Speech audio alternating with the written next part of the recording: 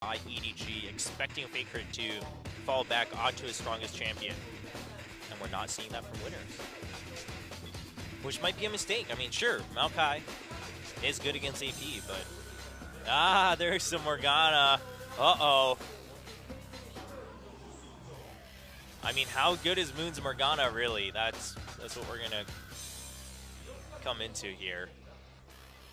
Of course, EDG also played that Evelynn in the jungle, but I'm going to go ahead and say I don't really think it was clear it was Evelynn that was the most impactful in that game. I mean, just passively, a stealth champion makes a huge difference in the game and how it's played by both sides, but aside from that, Gnar, of course, the fallback for most top lane players these days. Roar going to the Sivir himself this time. Which means, yeah, Lucian going to get picked up by Gank Zero. Gank Zero playing Lucian a lot in solo queue also. Not nearly as much as Jinx, but Lucian is also one of those kind. He's kind of the new Ezreal, right? It's like, oh, well, every AD carry plays Lucian. And worst case, you can always pick Lucian, etc. Cassiopeia again for Moon. Oh, so then it's going to be Morgana support. All right.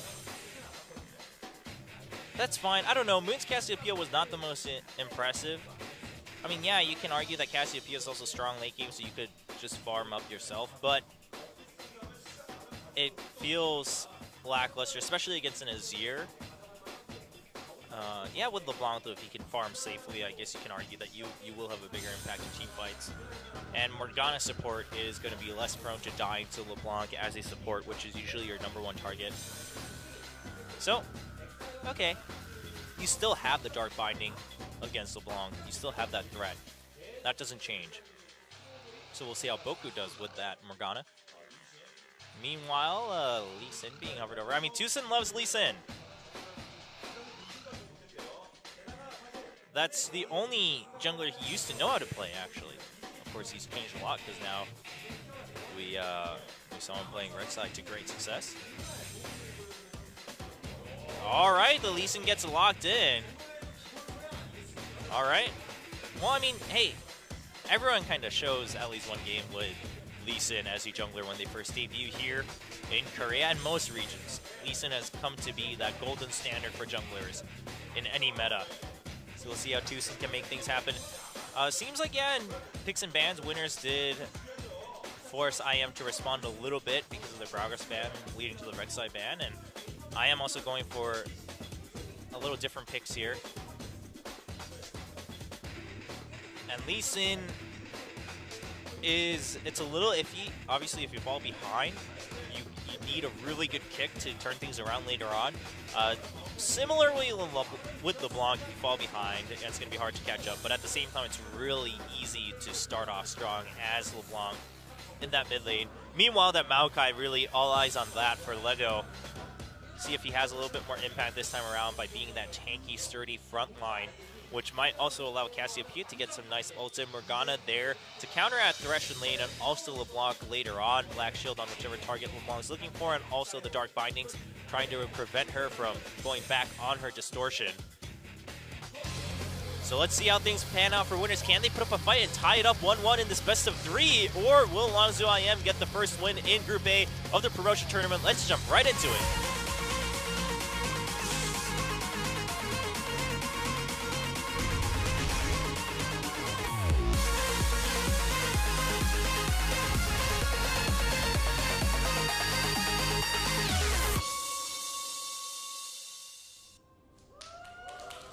Welcome to Summoner's Rift.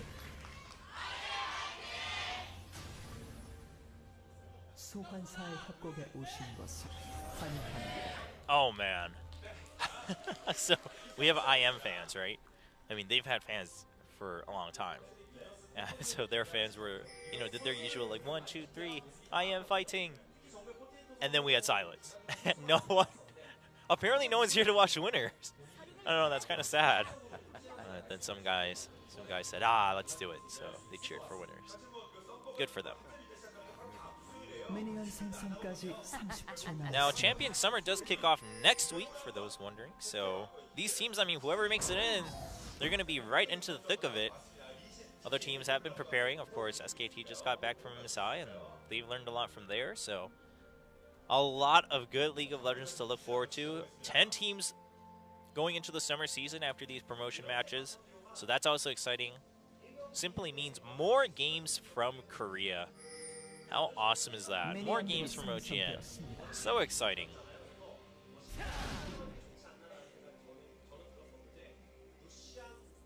Meanwhile, now we have, let's see, that Morgana support we talked about a little bit. Gank Zero taking Lucian this time, though a little bit more of an assertive AD carry, so hopefully that fits him a little better. Also, I think when a lot of people talk about lane mechanics, Lucian comes to mind. You can really bully that lane really well, especially if you have someone like Morgana or Thresh. But Morgana here also to counter that Thresh on the other side. So, looking at winners maybe trying to be a little bit more aggressive here, but of course the spell shield going to help a lot for Roar, so we might actually just see everything fizzle out. Early level 2 though, going for those golems, and Longzhu IM most likely suspecting that. Everyone doing it these days unless their jungler specifically has a different plan. Quickly getting level 2 themselves, a Boomerang Blade hits, there's a hook, and forces the flash out of Poku. That's really unfortunate for winners. That changes the dynamic that I talked about all around. And Longzhu IM is basically going to take the lead in that bottom lane. Unless we see Nunu come by, but even there, Lee Sin a lot stronger in his games. Lee Sin also really low on health. No crazy Bengi Nunu coming in this time around. So that's kind of sad.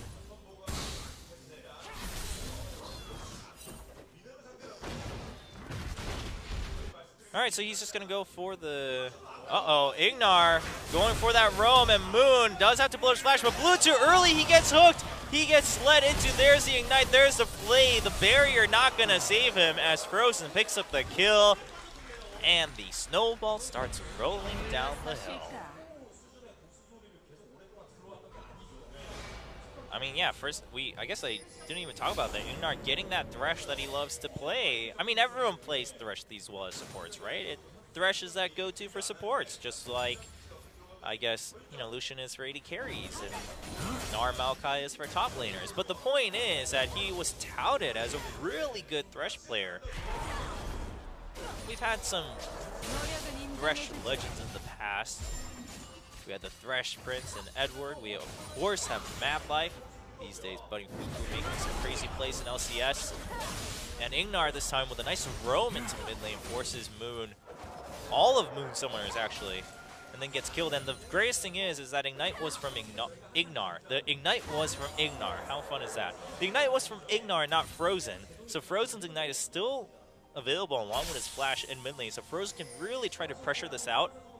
Thankfully for Moon, he's cast OP, so he can try to basically poke out from afar and whittle him down, but he can't go in too crazy for farm because, again, he has no summoner. So if Frozen feels like Moon's forcing a fight, he can literally just jump in and burst him down. So Moon's going to have to play really passive in that mid lane, just farm when he can slowly. Thankfully, LeBlanc not going to be able to push too crazy with early levels until you level up Distortion a little more. Because right now, both mana and the damage not really going to be efficient for LeBlanc. But that means if Frozen plays it right, he can just zone him out, and the lane phase will feel even longer and drawn out, more drawn out for Moon. And we're starting to see that. It's starting the gap is starting to happen a little bit in that mid lane. Everywhere else, though, pretty standard. Oh man, two Sins here. Moon's like, I'm done. I'm done CSing. Whatever. Moon is, he's just barely staying in range once a minion dies. Oh, but here comes Ignar in that mid lane too. They went for the Mia ping down in bottom. Oh, and there's the chain though onto Moon. He's gonna get a lot of burst down onto him, and Tucson jumps in. The Ignite picks up the kill for Frozen. Frozen still hasn't used his flash. 2 kills for LeBlanc. And an assist for Tucson. A second assist for Ignar with that lantern. Well, Yeah, I don't know really what you can do as Moon at this point. Because you want to ask for help, but your jungler's Nunu. And yeah, I mean, he can show up, but even then, I mean, there's a threat that it's LeBlanc. LeBlanc might actually bring Potato down really low, and he has to go home, or it delays his jungler or something like that. There's just so much to lose right now.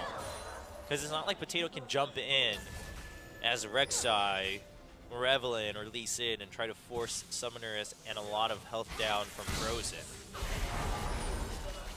Frozen coming back with a lot of items. He had that Fiendish Codex earlier, now he's going to have even more mana regen. Meanwhile, bottom, yeah, looked a little rough. I mean, basically meant that winners can't be as aggressive as maybe they wanted to, but they're doing fine on CS. Obviously, Gank0 farming just fine. That's what he's known for in the amateur scene. And Moon, yeah, this is what he needs to do. He can't get help from his jungler, so the most help he can get is by actually just telling him that he's going to take jungle creeps. And Potato, he has to just give it to Cassiopeia. I mean, generally you do anyway.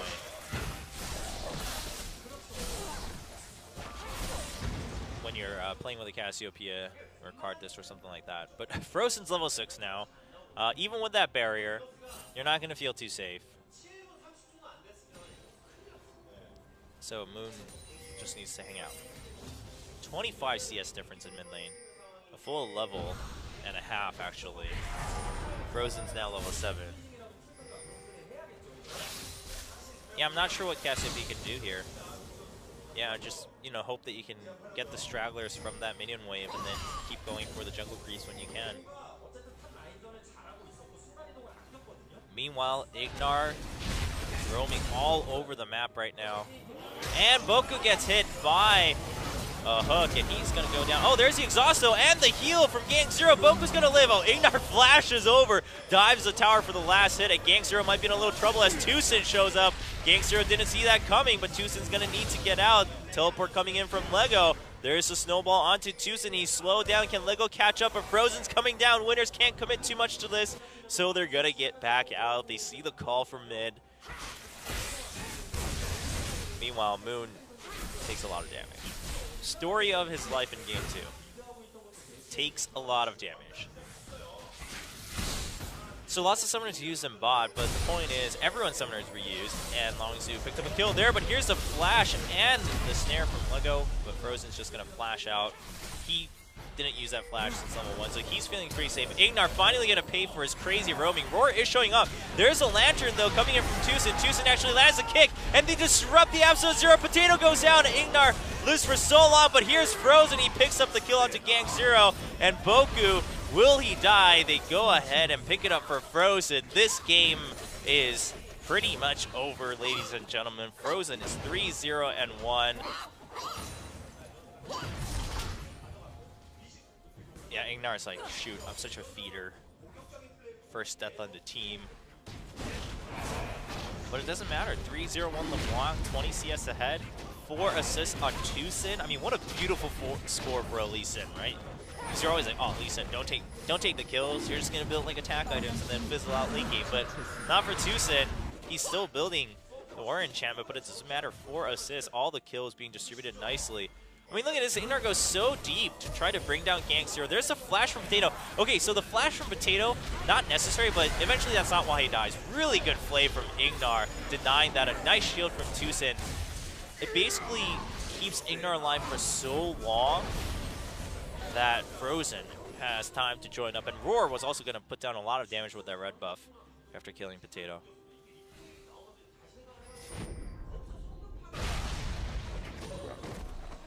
Well, there's not much winners can do. Well, that's sad. I had such high hopes for winners putting up a fight in Game 2. I had high hopes, but let's say I didn't really wish it because I don't want to cast 9 games. I'm sorry, winners, but I'm totally cool with shorter games. But at the same time, I mean, winners, like there was so much hype around them in the amateur scene in Korea about Gank0 and how, you know, can he be the next Deft of Korea? And I'm sorry, buddy. Deft is 17-0 on Jinx, and yeah, your Jinx might have a winning record, but now it's just banned out. Apparently, you can't really play much else, at least from what we're seeing today. You might need some time, though. I mean, we'll see how they play against Anarchy, because if they can crush Anarchy in return, they can still have a shot at making it in the champions. And you know what we always say, I mean, you're going to learn your first season. It really depends on how you return the next. I mean, that's why a lot of people have high hopes for Samsung. Tomorrow, they're playing in Group B of the promotion matches. Of course, with the new lineup, the World Championship brand is now in promotions, facing relegations possibly. But hey, if they can play a lot better, then they learned a lot from the first season, and maybe they'll put up a better fight in summer. So I think what really matters here is, I'm talking in the future, because in 95% of cases that can result from this game, Longzhu IM is going to win, given how things have gone down. Frozen has him in Jais. And it doesn't look like it's going to go away anytime soon. So, winners, I mean, you really just got to look forward to the game against Anarchy. If you can crush them, you can get into summer season, try to learn as much as you can, and then stay in through promotions, or, you know, make it into like 6th place and keep your seed and try to show a better state of winners in 2016. I mean, I think you really just got to look at the long-term plan here for winners, because if you're getting crushed this hard by Longzhu IM, and granted, it looks like Longzhu's looking really a lot better, and Potato gets knocked back. Oh, the chains don't connect, but there's a hook from Ignar. Ignar and Tucson are making plays around the map in both Game 1 and 2. And you can talk about how it's promotions, and sure, winners is not as strong as SKT, and it's an easier, one more, oh wow, the last tick from that W passive is gonna pick it up for Gnar. Apple gets a solo kill in that top lane. But okay, winners weaker than, you know, the other teams that we've seen in Champions, the regular season. But you can't deny that Longzhu IM basically they look a lot better, right? Because, like, this isn't always how they won in promotions either. I mean, sometimes they did, but I really want to give credit to Ignar and Tucson. It looks like they're really in tune with each other. They both roam a lot. And what's interesting, though, is that for now, it's like a flipped Fnatic, in my opinion, right? Fnatic, you also have Reignover roaming a lot and yanking a lot, very aggressively, and then you have Yellowstar, who likes to roam too. But Fnatic focuses a lot in their top and mid lane, whereas here I see a little bit more focus in the bottom lane. And then Frozen, of course, when he gets the chance, he's going to hard carry the game too. Apple, you know, he's played carry champions in the past, but yeah, I guess, you know, he's a little bit more aggressive than other top laners we've known, but at the same time, he's playing very stably right now. So very interesting to see IM being just much more assertive and being successful with their assertive plays. I mean, we've had shining moments by all means from IM in the past. That's why they've been around for so long. But the point is, against winners, they're proving that, hey, sure, we might be sent back to promotions yet again, but we're still professionals. We've still been in the scene for a while. I mean, sure, even now, like, this lineup itself has been here for a season, so, you know, with the addition of Ignar. So I think they're really proving their merit and why they deserve to stay in the regular season of Champions. This is very different from the finals of MSI, where LeBlanc really couldn't do much. Oh, the flash wasn't going anywhere, but he's still going to get away.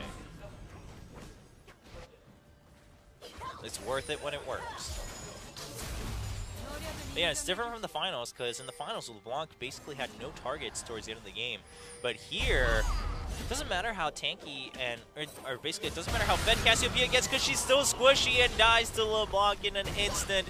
It doesn't matter, even if you finish your Sarah's Embrace, you're going to die eventually, and the worst part is it's going to take forever for you to finish that Embrace. Meanwhile, Apple starting that snowball from the top lane, 10-1, 8K difference. Game is over, ladies and gentlemen. It's just a matter of time. Tucson just standing there because look at the damage coming in. Black Shield, what?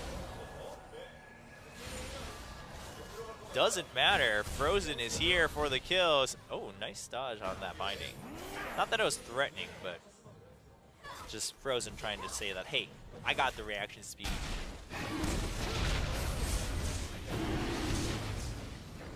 And there's the second dragon stack. Tier 2 bottom going down in a short while here.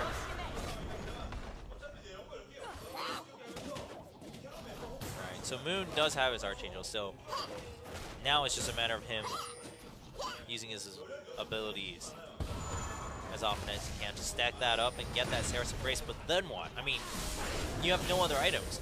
It took you 15 minutes, 14 minutes to get that first core item, whereas Frozen now has Morellonomicon, his finished level 2 boots, Measly Large Rod, and a Magias, which has been stacking. Oh, Ignar gets caught. Gank Zero pretty mad. But Gank Zero also doesn't have too crazy items. And there's the Lantern from Ignar. He's like, doesn't matter. Frozen gonna pick up the kill for me. Ignar's gonna die though. Ignar's probably like, shoot, not sure if worth. And Frozen's like, totally worth it. Gave me two extra stacks rather. And it's fine, right? Like when you have a Magias, if your teammate dies for the kill, it's actually fine because you're getting so much, you're getting instant bonus stats. Oh, and Ignar's mother and sister here to support their family member.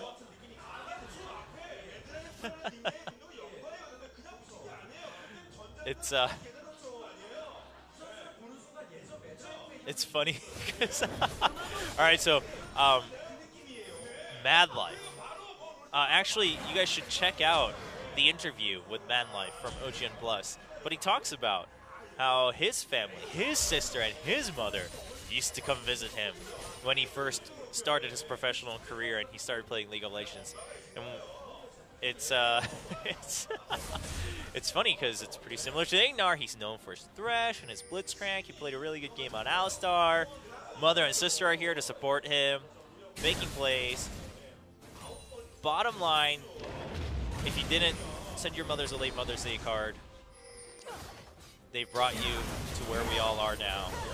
And Father's Day cards if you celebrate separate. Oh, nice flash. Oh, roar, roar. Oh, he lives. Oh, no, he dies.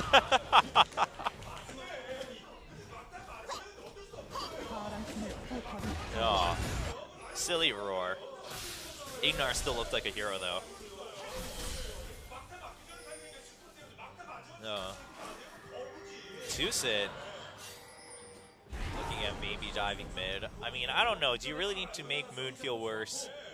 Apple's like, yes. In fact, I'll just show up and tell him to back off. I'll tell him that he's not even worth the kill. Longzhu putting down a lot of damage onto that tier 2 mid. Well, they'll back off. No need to take crazy risks. I mean, with Cassiopeia, one could make the difference, especially with Nunu there. And Morgana, too.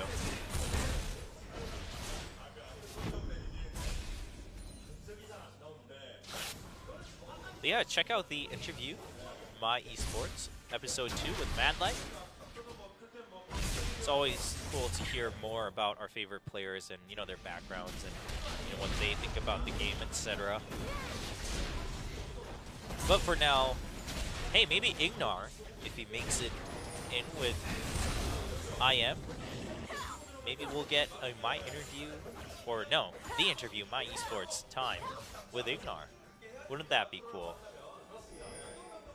Many other players we want to talk to first, so I'm sure. Lots of staple names in Champions right now. All right, so Winner is basically doing what every team does and needs to do when they're losing this poorly, is make a crazy gamble.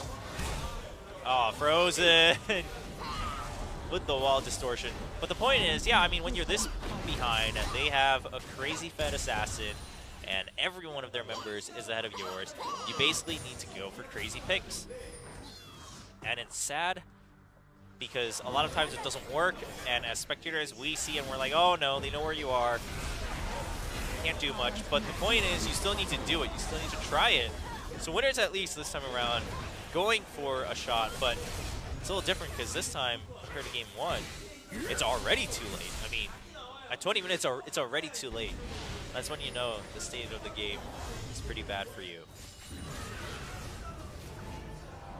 Wow, Death Cap now finished. And another Blasting Wand for Frozen. He's got 13 stacks on his Magias. Yeah. This Magias Soul Stealer has been stealing a lot of souls. Especially from Moon. Oh, Potato got the smite on the Raptors. But it was activated right away by that ward, so not really going to get much out of that buff. 576 AD or AP from Frozen. Uh-oh. He knows Potato's there.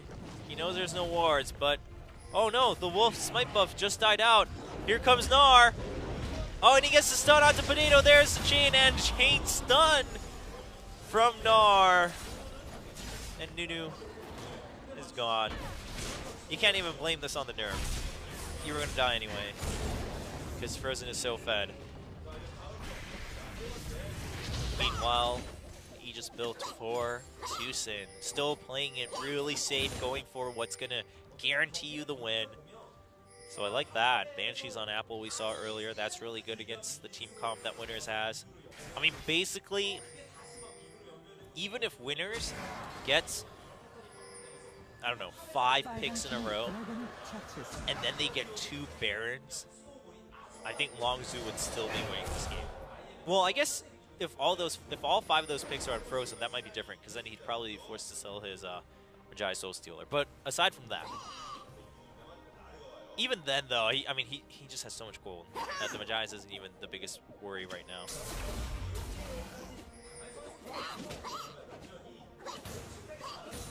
So, yeah, I don't know, big questions left unanswered until we see the rest of the teams coming up from Challengers. But Winners look really dominant. Lego going to get kicked back.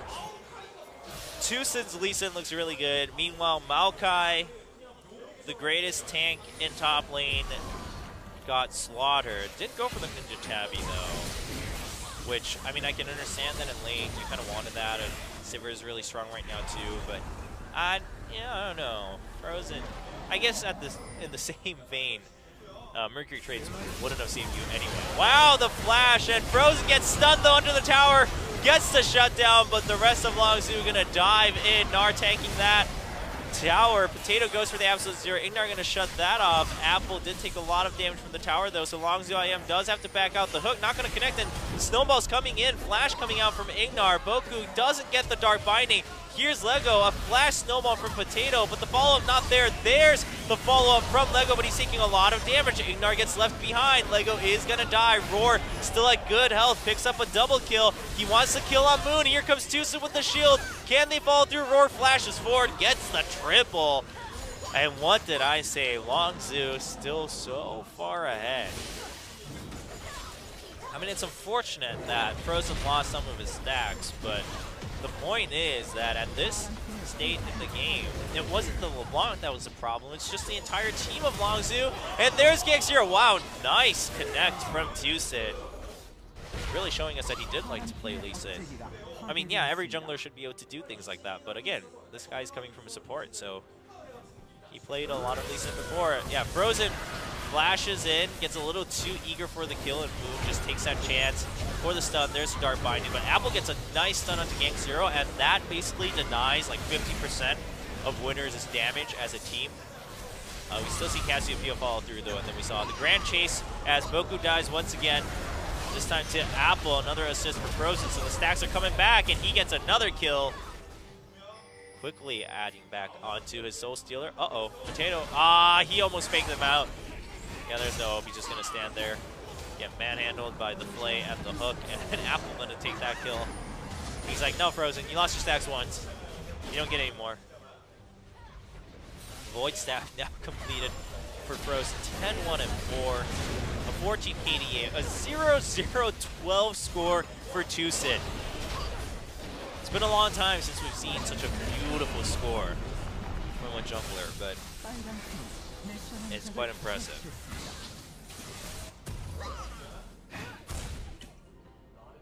14 stacks back from Frozen. Yeah, he's already back. Doesn't matter. All right, well, Trinity Force on Apple. I mean, he's so far ahead too. It doesn't really matter what he builds anymore. Oh, almost connected. Yeah, Ignar's thresh, I would say, is pretty decent. Just keep it at that. Frozen's looking to finish his Majias. Uh-oh. Can he get 2 more stacks to add to his collection? There's the culling. So Frozen just going to back off for now. Tucson really wants to steal that red. I think Frozen ended up stealing it. Oh no, Tucson does get it, and they are cornered against the wall. Oh, nice hook by Ignar onto Moon. Tucson goes ahead and picks up that kill. 1 more stack onto Frozen with that assist. Nice hook by Ignar. Man, if IM wins their 2nd match against Anarchy and they make it into champions, we should all be pretty excited for Ignar. There's the Baron buffed minions. Yeah, Lego, I mean, he's going in because he wants to stop it because the game is just so out of control. There's the Mega Gnar, flashes forward. He doesn't really connect, but it doesn't matter because Frozen is just creating a rampage under that inhibitor turret. Gang Zero just going to get deleted. And there's the 20 stacks with a triple kill from Frozen. The game is over, ladies and gentlemen. Longzhu IM is, oh wow, the ace coming in from Frozen. You don't even get KDA points in promotion tournaments, but it doesn't matter. 14-1-5, LeBlanc, Frozen. Great plays for Ignar and Tucson. Longzhu IM wins 2-0 against winners, which means they now have a 1-0 record in today's promotion matches for Group